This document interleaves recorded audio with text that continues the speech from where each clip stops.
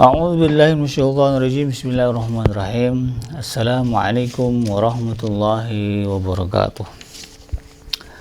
Innal hamdalillah nahmaduhu wa nasta'inuhu wa nastaghfiruh wa na'udzu billahi min shururi anfusina wa min sayyiati a'malina. May yahdihillahu fala mudilla lahu wa may yudlilhu fala hadiyalah. Asyhadu an la ilaha illallah wahdahu la syarikalah wa asyhadu anna Muhammadan abduhu wa rasuluhu la nabiyya ba'dah.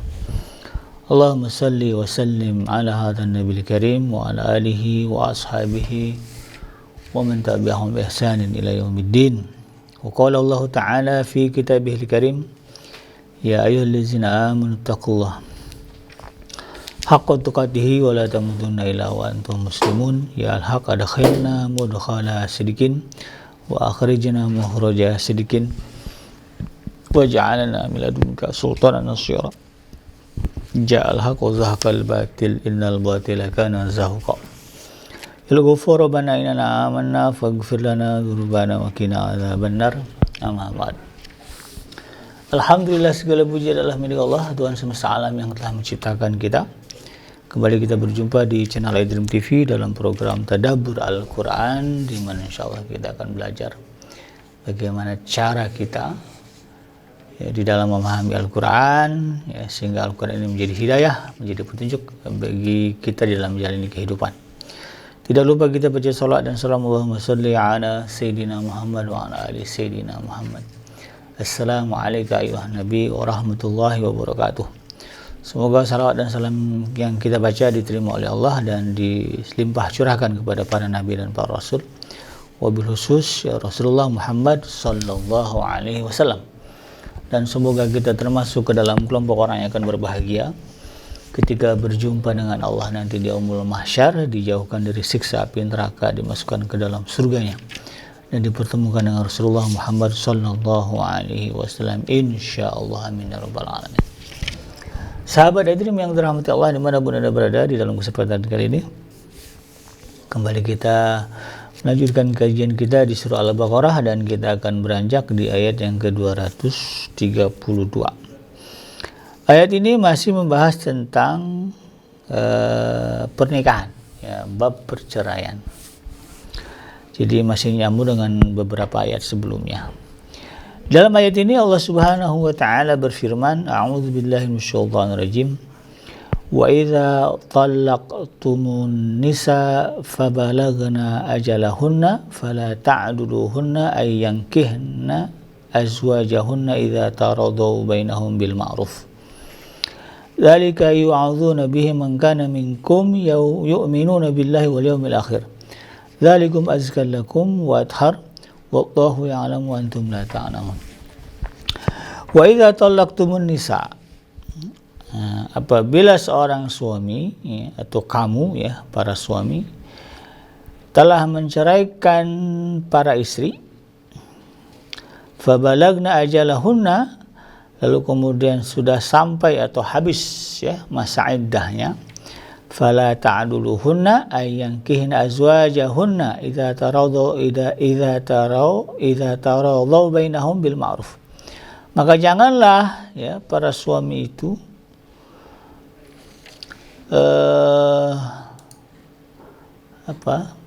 menahan, ya, atau menggantung, ya, melarang, ya.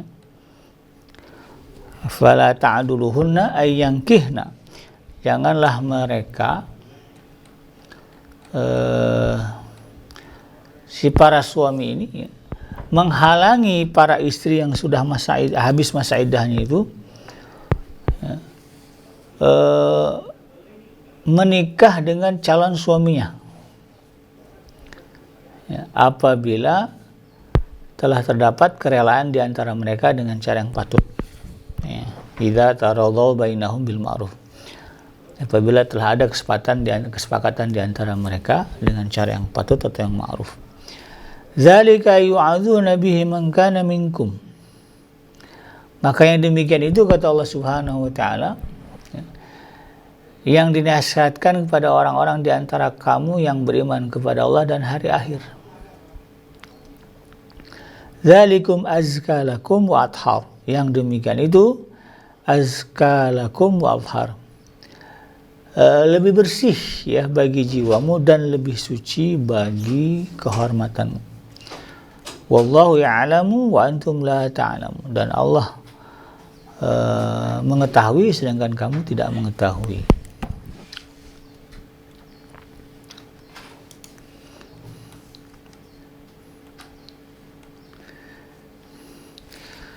Para ulama tafsir mengatakan atau menjelaskan bahwa ayat ini surah Al-Baqarah yang ke-232 menjelaskan tentang wanita yang diceraikan oleh suaminya yang kemungkinan akan nikah lagi atau kawin lagi.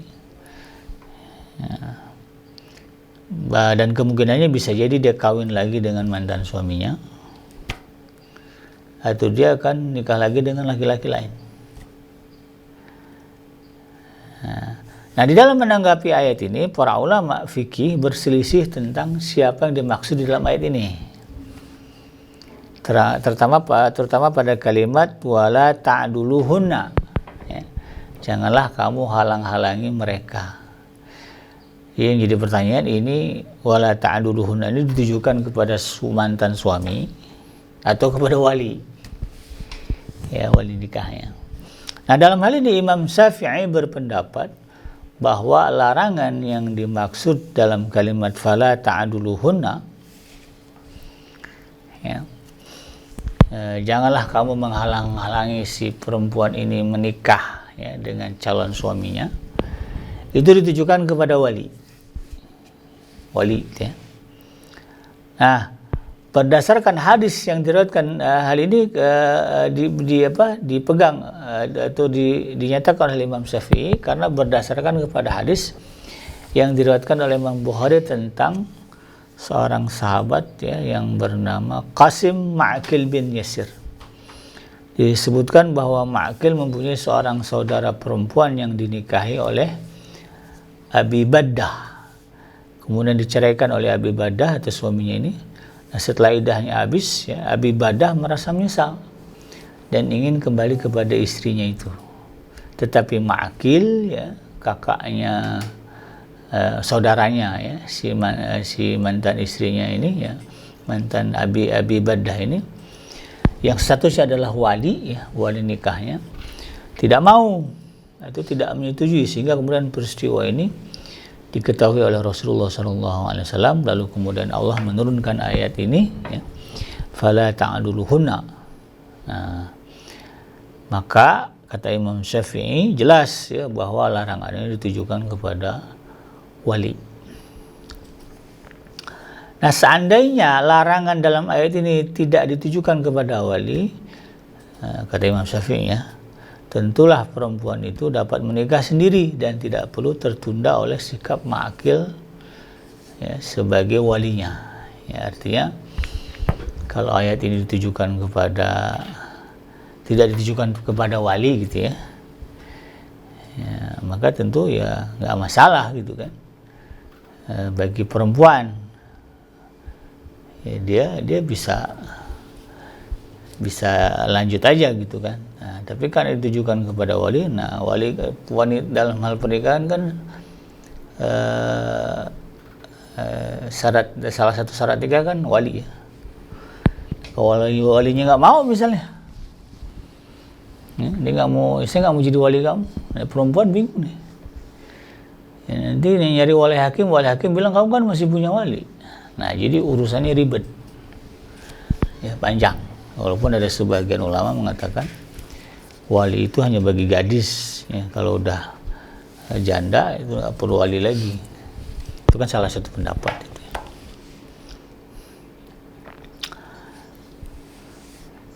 Nah, itu kata Imam Syafi'i. Nah, sementara Imam Hanafi ya, berpendapat berbeda ya, sebaliknya malah. Larangan itu kata Imam Abu Hanifah tidak ditujukan kepada wali tetapi kepada suami. Nah, hal ini kata beliau dapat terjadi bila bekas suami menghalangi bekas istrinya untuk kawin dengan orang lain. Jadi si suami nggak rela nih ya, istrinya kawin lagi sama orang, padahal sudah ditalak, ya. Masa idah udah habis, ya, si perempuan memang udah bercita-cita kalau selesai masa iddah habis dia mau nikah sama orang lain. Nah, suami karena sakit hati gitu ya, atau cemburu berat gitu ya, maka kemudian dia dilarang istrinya nikah. Nah, dia dicari-cari alasan gitu ya, macam-macam lah, intinya dia halang-halangi lah gitu. Ya kalau udah gini ya sahabat Edrim, permusuhan itu berat ya, ketika katakanlah seorang istri ya mendapat pertentangan ya, konflik ya dalam tanda kutip sebuah permusuhan baik oleh wali maupun oleh mantan suami, ini berat. Urusannya itu ribet. Ini kalau di dunia sekarang ya, itu bisa terjadi saling bunuh itu. Banyak kasus kan, mantan suami cemburu berat karena mantan istrinya nikah lagi, itu dibantai. Banyak kasusnya. Ya, yang dibantai itu tidak hanya mantan suaminya, tidak hanya suami barunya, mantan istrinya juga dibantai karena cemburu. Permusuhan karena pernikahan ini berat secara psikologi. Apalagi kemudian perceraian yang terjadi itu karena gugatan istri. Hulu gitu ya. Suami masih cinta ya, tapi ada masalah, istrinya nggak suka gitu. Dia tetap minta talak. Akhirnya dikeluarkanlah talak dengan keterpaksaan dan sebagainya. Nah, ini jadi berat secara psikologi dan kemudian bisa menimbulkan persoalan lain. Ya, salah satu tadi ya, puncaknya adalah kemudian terjadi pembantaian, pembunuhan. Banyak beritanya ya, kalau sahabat Edrim mau lihat di berita ya, mantan suami yang cemburu dengan mantan istrinya karena mantan istrinya nikah lagi, itu banyak kasusnya. Dan Allah memperhatikan itu dan kemudian Allah mencegah itu dengan ayat ini. Jadi tidak sepatutnya bagi seorang muslim ya, kalau merujuk kepada pendapat tadi ya, ulama fikih tadi, baik yang mengatakan ayat ini ditujukan kepada wali ya, sebagaimana Imam Syafi'i ya, atau ditujukan kepada selain wali ya, mungkin dalam hal ini adalah mantan suami ya. Ya, kalau kita sebagai seorang muslim maka tidak boleh ya, kalau belum mau tegas-tegas haram hukumnya kemudian menggantung status ya, istrinya. Jadi kalau udah jatuh talak, kemudian tidak ada kesepakatan rujuk, ya suaminya minta merayu-rayu, misalnya udah neng rujuk aja, abang tobat. Istrinya nggak mau. Dia milih cerai. Dilewati masa iddah, 3 kali suci itu atau 3 kali haid. Nah, maka setelah itu suaminya harus merelakan, wajib merelakan. Kalau Anda, kita lah ya, kalau kita masih merasa sebagai seorang muslim ya, ingin disebut sebagai umatnya Nabi Muhammad, ingin masuk ke dalam orang yang mendapatkan keridhaan Allah, maka ikuti hukum ini di mana Allah mengatakan ya, dzalika yu'adzuna bihi man kana minkum yu'minuna billahi wal yawmil akhir.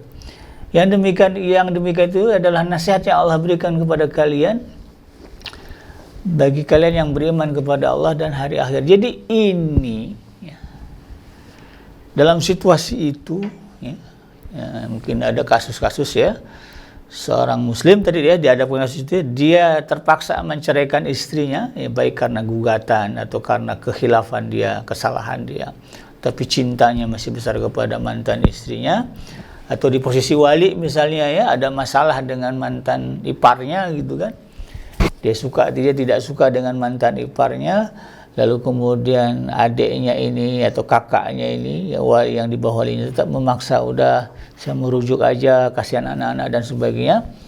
Nah dalam hal ini ya, posisinya wali ya ataupun mantan suami ya, kalau Anda sebagai seorang muslim mengaku beriman kepada Allah dan hari akhirat, ini gadaiannya gede nih ya. Gadaiannya itu iman. Ya, kalau kasusnya sampai tadi dia, ya, kecemburuannya sampai menghalang-halangi ya, si istri nikah lagi, bahkan auzubillah sampai ujung-ujungnya terjadi pembantaian, itu imannya tidak diterima Allah, tidak diakui Allah. Artinya dosa besar. Ya. Jadi kalau memang kalian beriman kepada Allah dan hari akhirat, nah, patuhi nasihat ini. Ikhlaskan, lepaskan, jangan digantung. Nah, ya. Apalagi tahan-tahan. Jadi gantung aja nggak boleh, apalagi kemudian ditahan-tahan. Diceraiin enggak, ya digaulin juga enggak. Lagi nggak bisa, ya, sebagaimana larangan ayat sebelumnya. Maka ini ya, harus kita pahami dan kita garis bawahi. Bahkan Allah katakan apa?